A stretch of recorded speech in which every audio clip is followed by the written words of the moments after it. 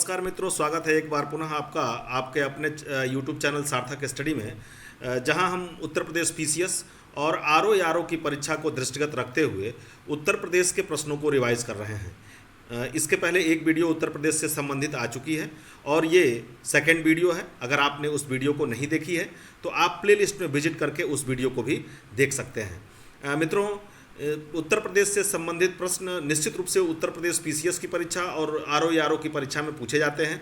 पहली वीडियो जो थी वो कंसेप्ट पे आधारित थी और यह जो दूसरी वीडियो है किस तरह के प्रश्न परीक्षा में कैसे पूछे जाते हैं, पूर्व वर्षों की परीक्षाओं में पूछे हुए प्रश्न हैं जिनको हम रिवाइज भी करेंगे और यह देखेंगे भी कि किस तरह के प्रश्न इसमें आए हुए हैं।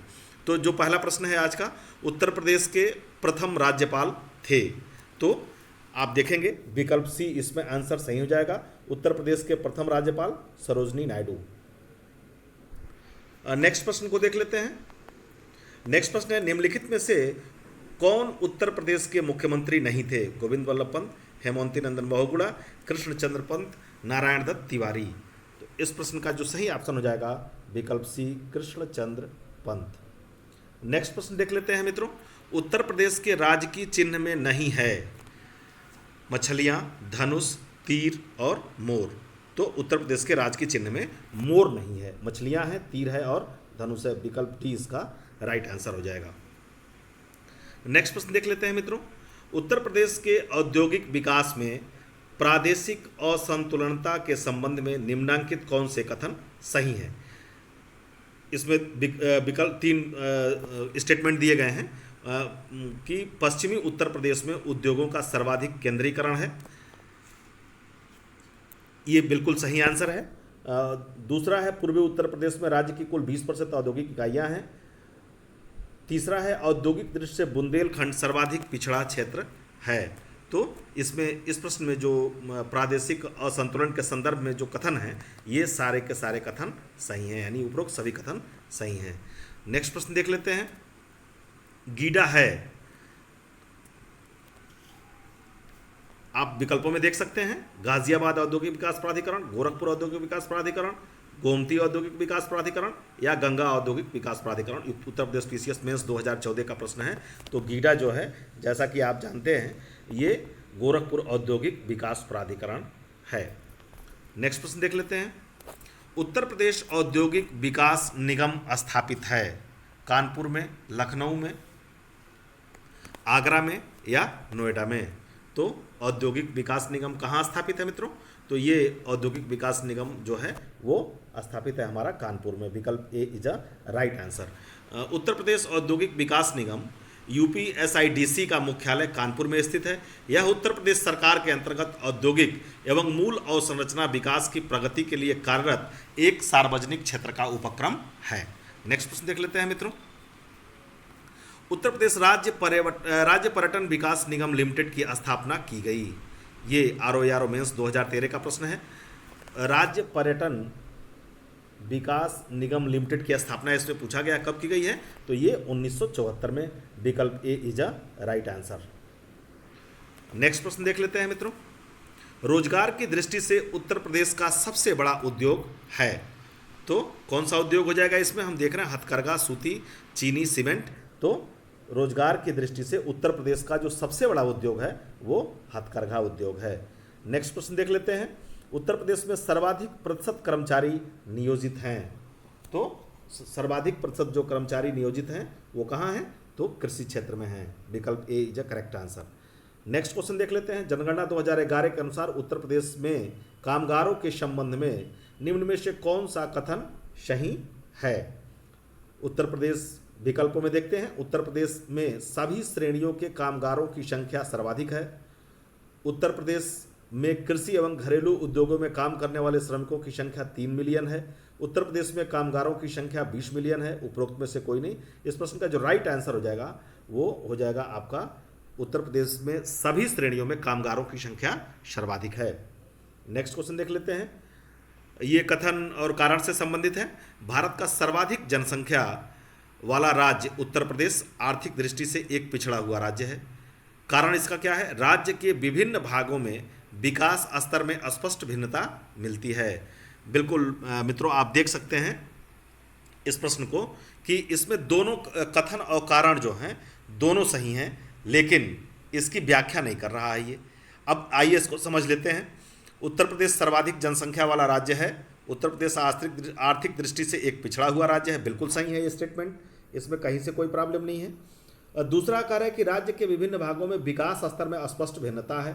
आप देखेंगे, अगर पूर्वांचल को देखें और पश्चिमांचल को देखें तो भिन्नता साफ नजर आएगी, इसलिए स्टेटमेंट दोनों सही हो गए। लेकिन ये पिछड़ा हुआ इसलिए नहीं है कि विभिन्न भागों में भिन्नता है, बल्कि पिछड़ा होने का अन्य भी कारण है, इसीलिए कथन और कारण दोनों सही हैं। विकल्प बी इसका आंसर हो जाएगा, लेकिन आर ए की सही व्याख्या नहीं है। नेक्स्ट क्वेश्चन देख लेते हैं। उत्तर प्रदेश शासन की आय का सबसे बड़ा भाग प्राप्त होता है। लगातार बहुत ही इंपॉर्टेंट है। उत्तर प्रदेश पीसीएस मेंस 2004 में, पीसीएस मेंस 2003 में और पीसीएस मेंस 2005 में यह प्रश्न बार बार पूछा गया है। तो कहाँ से आता है? सबसे बड़ा आय का जो सबसे बड़ा भाग प्राप्त होता है उत्तर प्रदेश में, वो कहाँ से प्राप्त होता है? तो आपका विकल्प सी आंसर इसका करेक्ट हो जाएगा। एक्साइज ड्यूटी से, एक्साइज ड्यूटी में केंद्र से प्राप्त हिस्से से। सारी मित्रों, इस प्रश्न का जो करेक्ट आंसर हो जाएगा वो, मुझे लगा कि ये गलत हो रहा है, सामान्य व्यापार कर से। जो करेक्ट आंसर इसका होगा वो होगा बी, सामान्य व्यापार कर से। आय का जो सबसे बड़ा भाग प्राप्त होता है वो सामान्य व्यापार कर से प्राप्त होता है। वैसे तो आय कर के भाग बदलते रहते हैं, ये करेक्ट आंकड़े के साथ इसको देखना होगा कि कहाँ से होता है, लेकिन जब प्रश्न ये पूछा गया था उस समय प्रश्न का जो उत्तर था वो सामान्य व्यापार कर था। नेक्स्ट क्वेश्चन देख लेते हैं। उत्तर प्रदेश सरकार की कुल आगम प्राप्तियों में लगभग 55% प्राप्त होता है। किससे 55% प्राप्त होता है? तो ये व्यापार कर से। ये तो उस परिप्रेक्ष्य में भी सही था और आज के परिप्रेक्ष्य में भी बिल्कुल सही है। नेक्स्ट क्वेश्चन देख लेते हैं। उत्तर प्रदेश का कौन सा व्यापार कर जोन अधिकतम व्यापार कर संग्रह करता है? गाजियाबाद, कानपुर, लखनऊ और नोएडा। तो इस प्रश्न का जो सही उत्तर हो जाएगा वो हो जाएगा आपका लखनऊ। ये इसका कारण यह है कि प्रदेश में व्यापार कर के 14 जोन हैं, जिनमें व्यापार कर का सर्वाधिक संग्रहण लखनऊ जोन, फिर कानपुर, फिर गाजियाबाद और फिर नोएडा जोन से किया जाता है। सबसे कम जो संग्रहण जोन है वो कौन सा है? तो वो मित्रों आपका झांसी हो जाता है। सबसे कम कर संग्रह यह करता है, बाकी सर्वाधिक संग्रह आपका लखनऊ जोन करता है। नेक्स्ट प्रश्न देख लेते हैं। कृषि श्रम उत्पादकता सर्वाधिक है पूर्वी उत्तर प्रदेश में, बुंदेलखंड में, मध्य प्रदेश में या पश्चिमी उत्तर प्रदेश में? तो इस प्रश्न का जो सही उत्तर हो जाएगा वो क्या हो जाएगा? कृषि श्रम उत्पादकता पूछ रहा है ये कि सर्वाधिक श्रम उत्पादकता कहाँ पे है। तो इस प्रश्न का जो राइट आंसर होगा वो आपका हो जाएगा पश्चिमी उत्तर प्रदेश। जैसा कि आप जानते भी हैं, विकल्प D is a right answer. कह रहा है कि उत्तर प्रदेश में कृषि श्रम उत्पादकता सर्वाधिक पश्चिमी उत्तर प्रदेश में है। कृषि का सबसे अधिक यांत्रिकीकरण पश्चिमी उत्तर प्रदेश में हुआ है, जिससे कम श्रम में अधिकाधिक उत्पादकता प्राप्त होती है। सहारनपुर, मेरठ, मुजफ्फरनगर, बिजनौर, मुरादाबाद, बरेली, पीलीभीत इत्यादि क्षेत्र कृषि श्रम उत्पादकता के लिए उपयुक्त क्षेत्र हैं। पश्चिमी उत्तर प्रदेश के पश्चात क्रमशः मध्य, पूर्वी और सबसे कम बुंदेलखंड में कृषि श्रम उत्पादकता पाई जाती है। नेक्स्ट प्रश्न देख लेते हैं।